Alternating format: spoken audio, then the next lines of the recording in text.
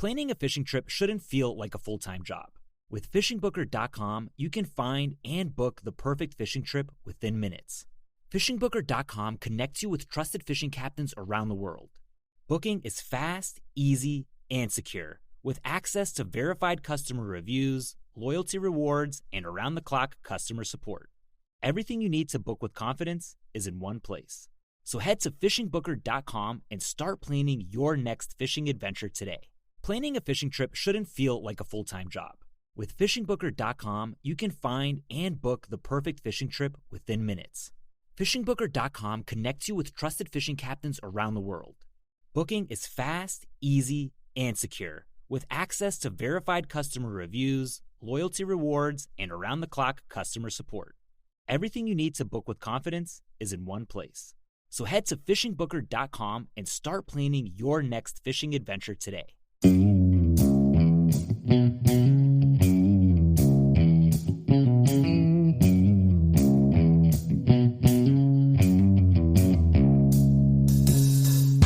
Alright, welcome back to the Survival and Basic Badass podcast with Kevin and Chuck. Today we're going to talk about tracking humans. All about the manhunt. Basically, I was thinking about a lot of things, and, if I'm going to be the prepper go-to guy who can solve any problems, and what happens if somebody gets kidnapped? Or, obviously there's police and stuff, but you know what? Your wife's going to turn to you when you're missing babies and whatever. And how much do these people care? Maybe you should have a little insight. What happens if, you're hiding out in the woods and you're dealing with gangs and somebody comes and snatches one of your, your prepper group or whatever, one of your family members, anything like that, all these are possibilities. And I thought it might be a good skill for us to have. And also, if you're aware of how to track, maybe you can be aware of how not to be tracked. I don't know. What are you thinking? I think that's, we've got into this a little bit. I've been doing a little bit of research. All right. I did have one experience of tracking somebody at one point in my life when I was about 9 years old. Oh, yeah, you were a big tracker. Yeah, I had this really dope tree fort. All right. And one of my friends from across the street, who was a little bit younger than me, he was about 7 or 8, came over and said somebody was back there messing up our tree fort. Oh. So we ran out there and they were gone. That always seems to be the case. But Wait. there were bicycle tire tracks. Oh. And luckily it was a sandy area. So me and my friend followed the tracks through the woods. A lot of it, the times that the tracks would disappear, but you just use common sense kind of which direction they would go, following the trail. You're not going to follow the trail down to the swamp. You follow it around, All right. Then you catch on the bike tracks again. And we tracked it about a mile through the woods until it came out in another spot. And there we saw 2 kids sitting on bikes. Yeah. And unfortunately, they're about 3 years older. And when you're 9, 3 years is a pretty big deal. So, about a week later, me and one of my other friends that was a little bit better at roughhousing, caught up with one of these kids, took care of business. Oh. Scott Fisher, you know who you are. Wait till I see you again. Oh, this is a sad day for America. If your tree fort isn't if safe... Tree fort isn't safe, no. Nothing's safe. No. That's not even freedom right there. Mm-hmm.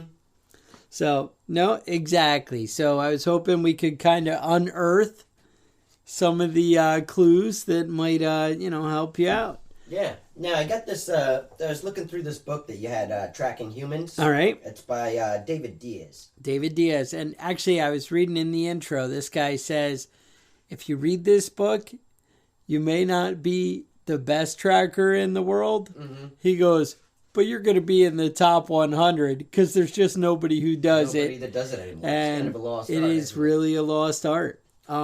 So, see, what do you got? Well, I got a quote here in the book that I thought was interesting that you were pointing out to me. All right. In the act of hunting, a man becomes, however briefly, part of nature again. He returns to the natural state, becomes one with the animal, and is freed of the existential split. To be part of nature and to be part of nature and to transcend it by virtue of his consciousness. That's a quote from Eric Fromm in this book. Nice. And I thought that was pretty interesting, just in the sense that, like you were saying, there aren't many people that do it anymore. No. There's a lot of people that out there that do a lot of hunting. Yes. They're really good at tracking. But when it comes to manhunting, that's a kind of a lost skill. Well, and reading through the book and different things I've learned over the years, they talk about you really, we used to, humans as, a civilization, mankind, so we've gotten away from having to hunt and search for things. And I think our abilities to smell, to hear, to notice things have really died off. And they're just, I don't think you're not born with it, but I think you don't develop them. In our society and culture, these skills aren't, developed or utilized. And I think it really takes a toll. And I think if you want to get serious about tracking and searching for people, you really need to get out in the woods. You need to start paying attention. You need to actually utilize these skills. And we keep talking about it with a lot of these different prepper, skills, that you got to use it. You got to go out shooting. You got to go out and build fires. You got to go out and do things. And it's the same thing. If you want to be a tracker, you got to go out and look at the ground. You got to listen to the noises. You got to develop these skills. And I think, it really is a skill that, if you put some effort, read some books, put some time in, you could really take it somewhere and, develop a useful skill. Yeah, I know. I mean, there's a lot of children's games that, were developed centuries ago that we, we still play today. Hide and seek. Most of us have played Manhunt out there. Right. I remember doing a couple of games of Manhunt with paintball guns. We'd pick out one person to be the chase, and we'd send them out, give them a 10, 15-minute head start. Right. They were the ones that got all the protective gear, and then we just go out after them into the woods. And destroy them? Yeah. Yeah, well, that sounds... Well. Sometimes they'd get away. Oh, okay. That one time? I did it in the snow one time. And believe it or not, paintballs can freeze. And when you get shot in the face with them... No, not so good? It doesn't feel good, man. No? No. All right. So, basically, when it comes to searching, there's signs. And you need to, look around and what's going on. So, a lot of it starts out, deductive reasoning. Like, all right, somebody just took somebody... I'm in the middle of the street. Odds are they went away in a car. I'm going to look around for tire tracks. I'm going to look at different things. But that's it. I mean, you just kind of, know who they call, the person you're after. They call them the chase. And, you need to see what's going to pertain to the chase, the guy that you're after. And there's a lot of different things. You use like all your senses, like your sense of smell. So the average human, is this guy camping out in the woods? Do I smell smoke? Is he cooking? I'm going to smell those smells even an hour, 2 hours, 3 hours later. I hate to say it, when you're chasing somebody through the woods, a couple days, manhunt, body odor becomes an issue. Somebody who's not showering and not whatever, you're going to smell it. Human urine, human, scat. They're crap. It's gonna smell. And these things, they're pretty distinctive. And people have a habit of doing something that animals usually don't do when they shit, and they wipe their butt. Even if it's with leaves, you're not gonna find a pile of poo with leaves around it covered in poop that a bear left behind. No. And that's, I mean, even, we had talked in the last, so you get out, sorry, I get distracted. You go out, you're in the woods, somebody was here, they took something, they messed with your fort. So you come out, you look around, you're seeing these tire tracks, you kind of take it all in. One of the things, we had just talked in the night vision episode about the cones and rods, your peripheral. And basically, you can, your eyes, remember we talked about 30 minutes to adjust to darkness. Mm-hmm. Well, the same thing goes when you're kind of assessing a situation. When you look around, you need to just stare and let your eyes adjust for a minute. And then turn at a different angle and look, another direction and just stare for a minute. And just letting your eyes focus and adjust will actually bring into focus a lot of things that someone who takes a quick scan through is going to overlook. I didn't really consider that. I hadn't thought about it, and I was reading, and I was like, oh, that makes sense. Mm-hmm. You need to use your senses to improve them, is the bottom line. So maybe you need to get out there and actually kind of touch things, get in the dirt and see what things feel like, taste the poo. Taste the scat. But, also practice looking for things. Have somebody, set things up and kind of go through it. Look at, angles and look for different things that seem out of place. When you look at the tracks, you're going to look for like moisture. How does the moisture on the ground compare? Like, when somebody walks through wet grass, how the obvious right. And you can see that outright trail, but it's not even always as obvious as that. But you can still see the subtle differences in moisture on the ground a lot of the time. Different, shapes, things like that. The temperature, if you feel in the ground when somebody comes through, it's going to be a little bit warmer, or, a little out. You got to kind of... You can feel like a campfire. Even after it's been put out, it'll be hours before it's cool. I've had fires in my backyard where I've gone out the next morning and it's still smoking. Obviously, somebody trying to hide isn't going to have a fire that hot. Right. But, I would think that anyway. Yeah. Not everybody's some people are stupid. Now, you have the Dakota fire holes and the different things you see the prepper guys doing. Notice nature. Overactive bees. Mm-hmm. Are they irritated? Somebody in here, different things like that. Obviously, cobwebs. Mm-hmm. Are there cobwebs that are knocked down? Different things like that. Scratches, drags in the dirt. Mm-hmm. One of the things that the guy had pointed out in the book was everything. Humans are obsessed, and I hear it from my wife all the time, obsessed with order and shapes and right angles. And, when we plan our fields, they're in straight rows and everything is logical and symmetrical. Humans are the only, species that do this. Mm-hmm. And you want to look for that. So when you're going through a trail and you see rocks in a row or bushes kind of laying in a row, you might want to check, hey, am I walking into a trap?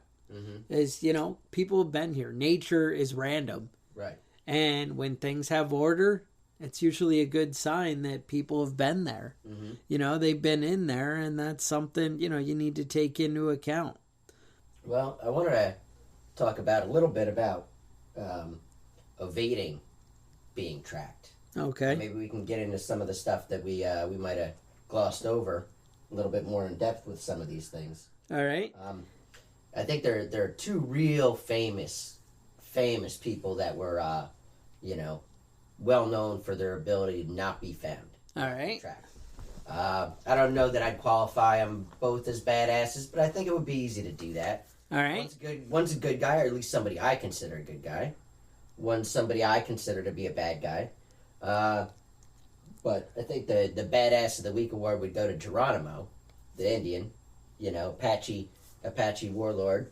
Wasn't really a chief, but he escaped with about I think it was 36. They said 36 families. 36 people that were families. It's pretty hard to hide 36 families. It's 36 people. 36 people. Well, it's pretty hard to families, hide. Men, women, children. Got it. Like that, and the Mexican army was searching for him. The U.S. Army was searching for him, and for a year they just couldn't find him. Couldn't track him down, and spent an entire year with all those people. And they had there are all these legends about him, like him going into a cave and then tracking him into a cave, and then the cave dead ending, and then weeks later they'd see him.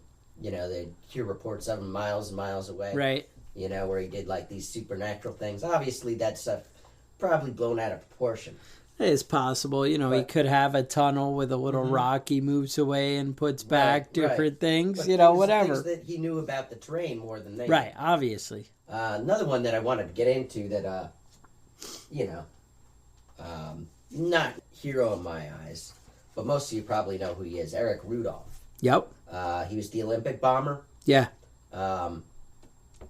He did the, basically people had seen him planning the bombs. Okay. And they ended up getting his license plate number. All right. So he killed several people he bombed gay clubs, he bombed abortion clinics, he bombed the Olympics, like we had said. Right.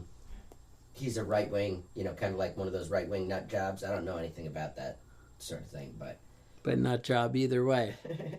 But, yeah, he was the 454th fugitive on the, you know, FBI's top 10 most wanted list. All right. He got on that list in 95 or 98, and they offered a $1 million bounty. So he just disappeared into the North Carolina mountains, you know, Smoky Mountains. Now, who was the other guy who just did this? Oh, it's happened a couple times. There's a couple people out right. there. This guy is interesting though. He was part of the Church of Army of God. Yeah. So that's, I mean, right there, it kind of gives you a heads up of craziness, you know? Right. His brother was a little bit of a nut job. His brother, when he was on the run, his brother videotaped himself cutting his own hand off with a radio arm saw to send a message to the FBI. That's smart. Maybe that message is, I don't have a hand anymore. I don't know what he was trying to tell them with that. Right. So they looked for him for 5 years, and finally found him. A cop went behind a Big Lots store and found him digging through the dumpster, and he just kind of turned himself in. I think he was just done, you know. But when they're trying to track down what he did for those 5 years, he talked a little bit about it. You know, he talked about he was eating salamanders and acorns, which I don't know. I'd have to be pretty hungry to eat salamanders. Yeah, it's kind of. One point he was stealing trash bags from McDonald's and filling them with grains from grain silos and taking them back to his spot. He was raiding people's gardens, you know, dumpster diving, all that sort of stuff.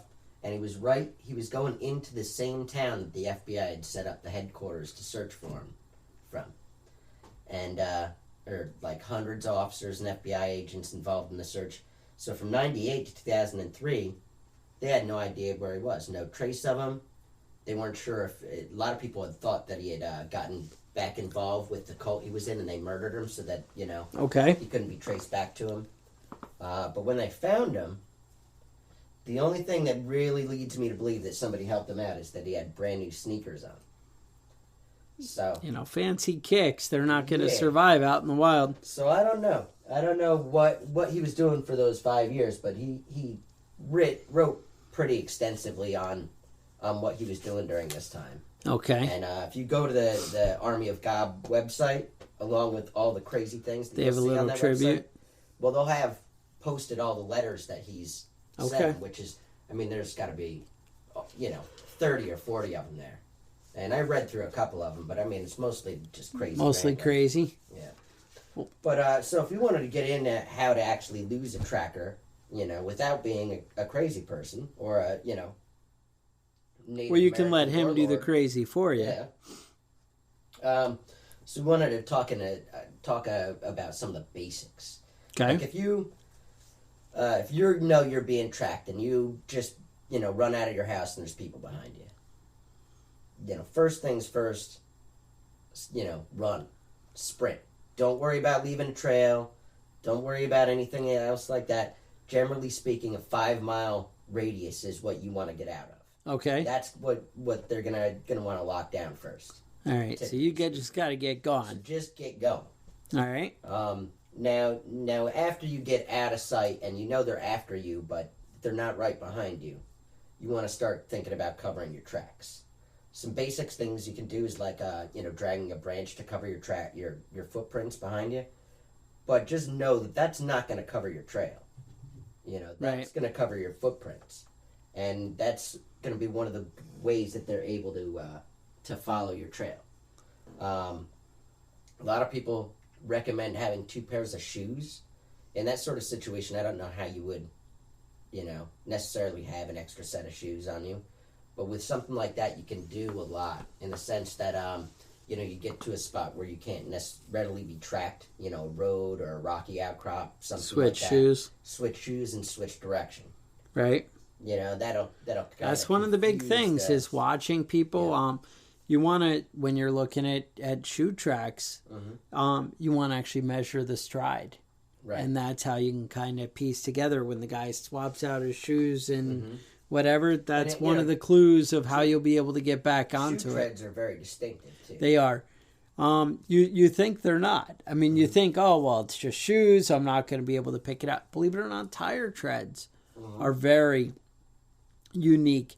And on the outer edge of the tires, they have little markings that tell you all different things about the size and the type of, vehicle it's for, like a light truck, and then, yes, you can trace it back to a brand, and, Ford usually comes with this brand tire. But, yeah, we all know that people change tires over the years. They're not loyal. I blew out a tire a few days ago. And when I went to go get new tires, they wanted me to fill out a registry of what tires I got, what make and model of car I drive, and who I was, basically. Huh. And they wanted me to send that into the FBI. The FBI? Because apparently then they could contact me and let me know if I had a recall on the tires. Oh, that's smart. Seems not like that's not really the FBI's job, but hey, they're looking out for you. Looking out for me, right? Hey. So I want to get back though. We got a little off topic there. Yeah. I want to get back to pursuit. Trues. Oh, you're being chased. You got your extra shoes. Got your extra shoes.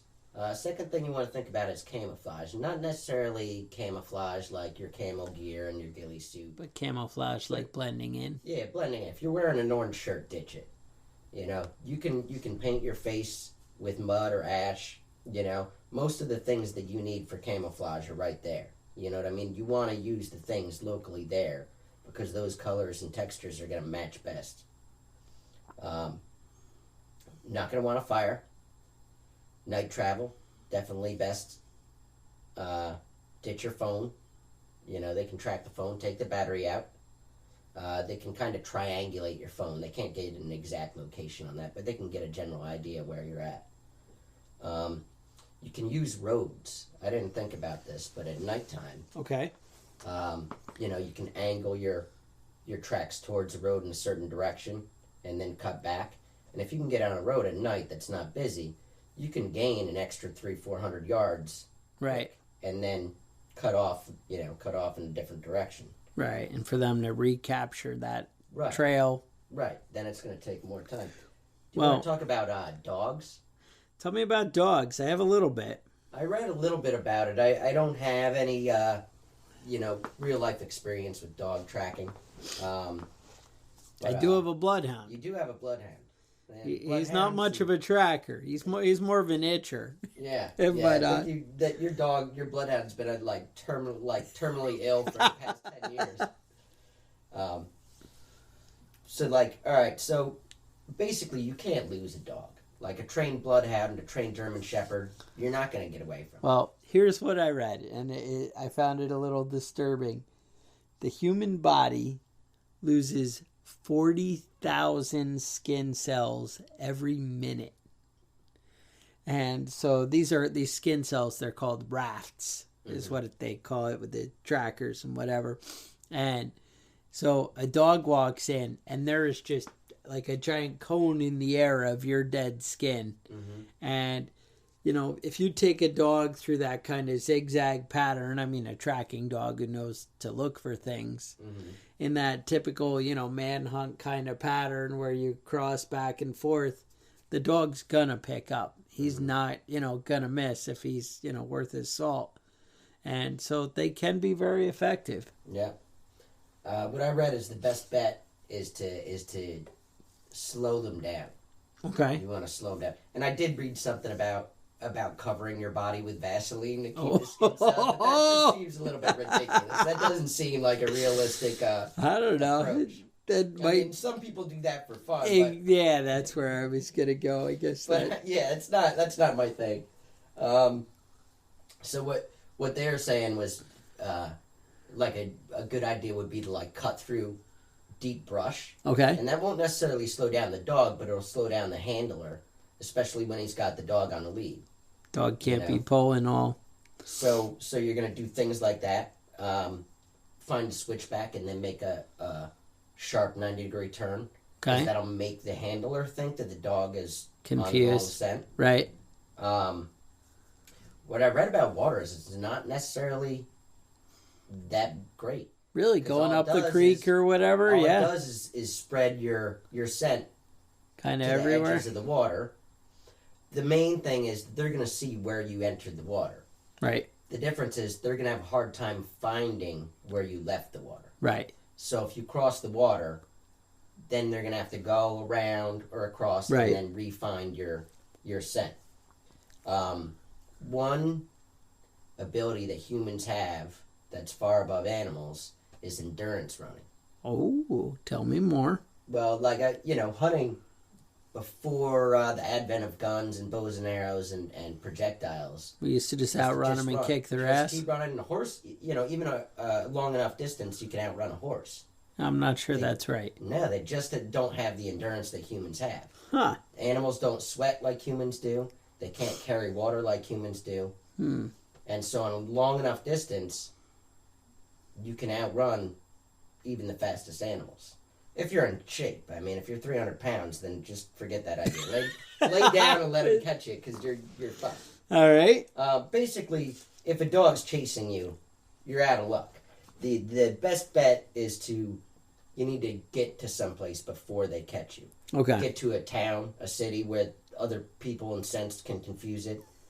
Get in a car or a train, whatever. Get moving.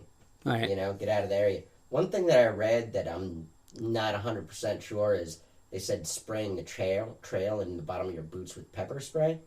To me, that just seems like it's a smell that's easy to follow. I mean, it might mask your smell.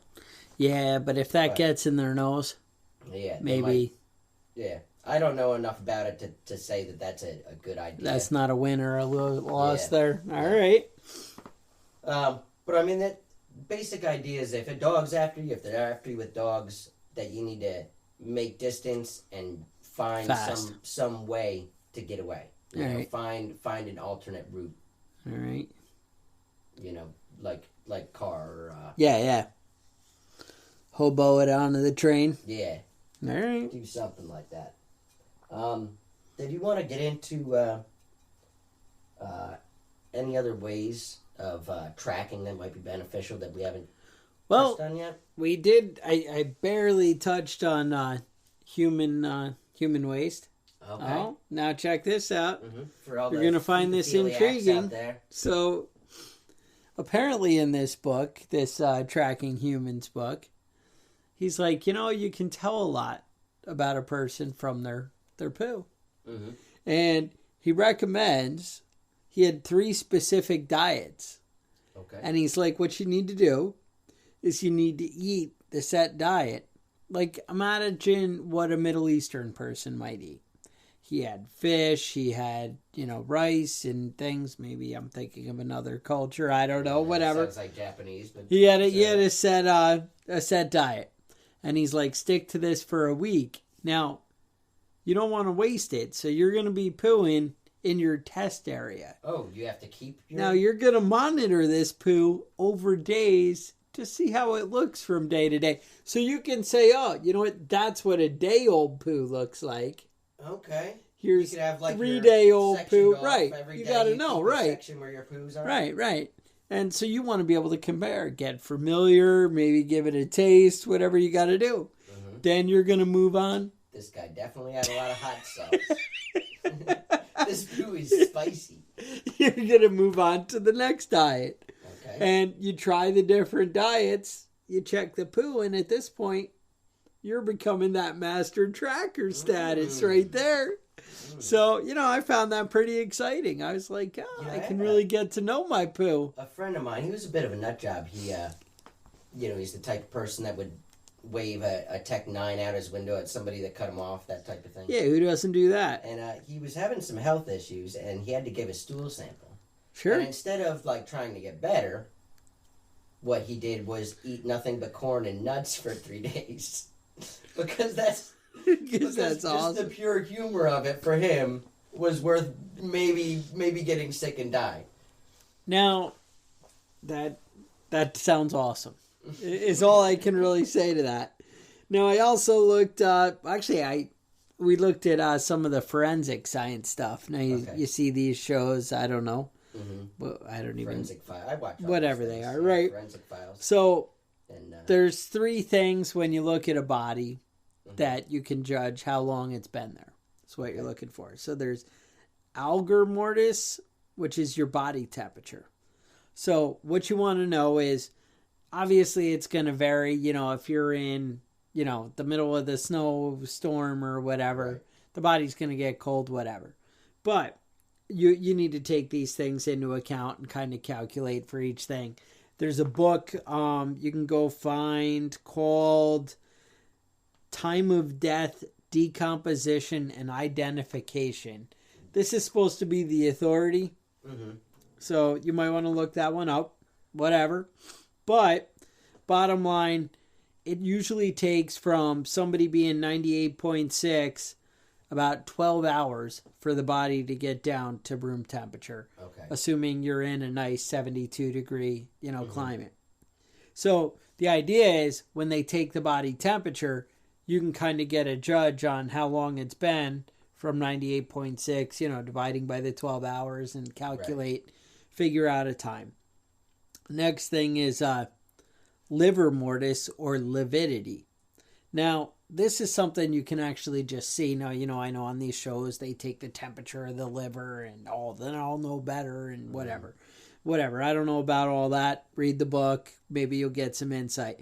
But the quick thing for the down and dirty tracker guy, 30 to 60 minutes, the skin is going to start to turn yellow as opposed to looking normal. So you can say, oh, this is fresh. I know this guy just died in the last 30 minutes because he's not even turned yellow yet, something like that. 30 to 60 yellow. Then they'll, over the next 60 minutes to 8 hours, the body's going to start to turn purple. All right, so it's a little harder to tell from that hour to 8 hour. Once you hit that 8 hour mark, the purple is going to actually settle out along the ground. So whatever extremities are, laying on the ground, you're going to see a purple edge along the bottom because the blood's really, settling down and coagulating. Right. Rigor mortis, same thing, about 12 hours. The stiffness actually starts at the head and then goes down the body to the feet. I would think center out or, whatever. I don't know. So that's, another thing to look for. But again, these are all just little clues that can kind of give you a head start. Now, again, we didn't tell you what you need to do to be a master tracker. But you know what? I guarantee we told you some things you didn't know. I think the biggest part of that is to get out. A good way to do that is with your kids. Send your kids out. Tell them to find a route and get to a certain location, and then just try and track them. Yeah. A certain location you don't know specifically, and then just try and track them and find them like an extended game of hide and seek. You can do that with a friend. Another adult, but little things, broken branches, broken twigs. Typically somebody goes through and steps on plants, breaks branches. A good way to do that is especially when there's snow on the ground or sand, start easy. Yeah, and then when you start looking for the broken branches. Now, can you get your kids to hide out for 3 days? Because that's what I was going to go is. Usually it takes about 3 days. The stuff will actually start to turn brown and die. Right. And you'll see those changes. You have to follow their poop. You know your kid's diet. You know what they're eating. Yeah. I know that. So if it tastes like cornflakes. Yeah. Yeah. So, I don't know. That's it. So we are moving forward on purchasing new microphones. In case you guys were getting antsy. We haven't worked out all the kinks yet. Yeah, I think we've got more of a software problem than a hardware problem at this point. But definitely the key word is problem. Mm-hmm. But I did ship out the patch and the audio, the movie, Amerigeddon. Mm-hmm. Did see still getting some straggler reviews. That's good. So, that's good. Guys are taking care of us. We really appreciate it. We could go through, if you want to, with some of them, send out some patches just for putting the reviews up. Do you want to do that? How many patches we got left? About 500? We got one or two. What? 500? I don't know about that. 3 or 4, somewhere in between. Yeah, so if you guys leave us a review and want to email us your address, we could take care of you. Mm-hmm. We could do that. Pretty generous over here at the Prepping Badass podcast. Well, we got to get active on these shirts, though, and I haven't seen any designs yet. No. I was hoping on no emails flooding in. Listeners to send some designs in. So you're going to have to break out the old pencil, huh? Yeah, I'm going to have to draw something. So, I'll tell you what, it's going to have poo with corn and nuts in it. Though. Corn and nuts? I think I've already shared that story on the podcast about the corn and the poo. No? I haven't shared this golden treasure. I don't recall this. So, are you sure? I feel like we may be reliving it, but all right. So, there was a guy back in the day at the poo plants. Sure enough, in comes a big poo, a piece of corn in it. Guy's like, hey, I'll give you $5 if you eat the corn out of that poo. He's like, $5, I'm in. Dude, he did it. Ate a piece of corn out of the poo. Person's turd. Out of a random sewer plant turd. Guy missed 3 days of work. I'm surprised it's only 3. I know, right? That's what I'm saying. So, you guys are hungry. You get to know your poo. Yeah. If it doesn't go down digestion the first time, maybe round 2. Maybe the second time. Got to get all your nutrients, man. Hey, don't let them slip by. So, check us out, preppingbadass.com.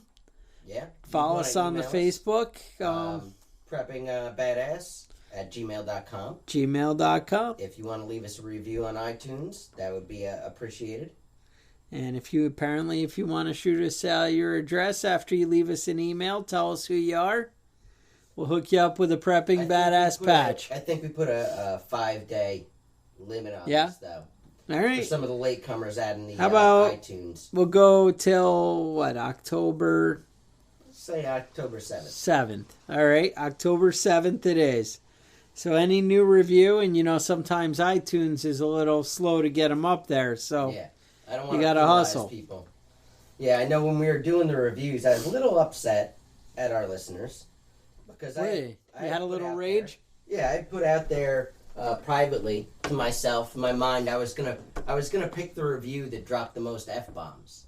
And there were no F-bombs. No F-bombs. So we had to pick from everybody else on who to send. People who live in polite society. Yeah, those. People. Yeah. We didn't have any Eric Rudolphs apparently listening to the podcast. They probably wouldn't leave reviews. No, they're not the review leaving type. Mm-hmm.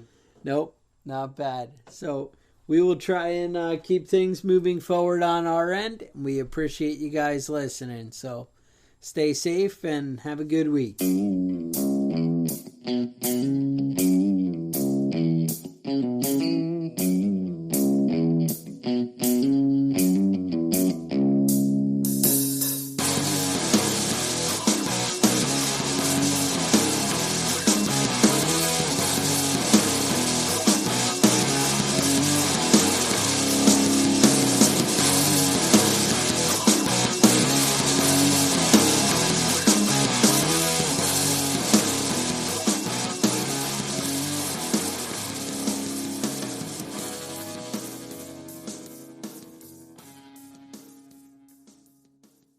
Planning a fishing trip shouldn't feel like a full-time job.